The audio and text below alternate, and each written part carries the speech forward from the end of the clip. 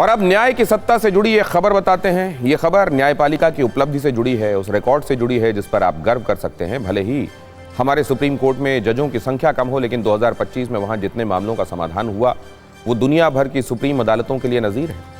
America और Britain जैसे देश इस मामले में भारत से काफी पीछे हैं। 2025 तक सुप्रीम कोर्ट में लंबित केसेस की संख्या भले ही 92,000 को पार कर गई, लेकिन अदालत ने 75,000 से ज्यादा मामलों का समाधान किया। यानी एक वर्ष में ही सुप्रीम कोर्ट ने 75,000 से ज्यादा मामले निपटा दिए।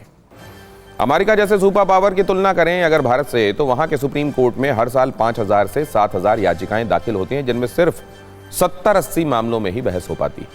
इसी तरह यूके के सर्वोच्च न्यायालय में 200 से कुछ ज्यादा केसेस आए और फैसला सिर्फ 50 मुकदमों में ही हो पाया। इसके ठीक उलट भारतीय सुप्रीम कोर्ट ने 1,400 बड़े फैसले सुनाए और हजारों आदेश देकर मामलों का निपटारा किया। जबकि आबादी के अनुपात में यहां जजेस की संख्या दुनिया में सबसे कम है।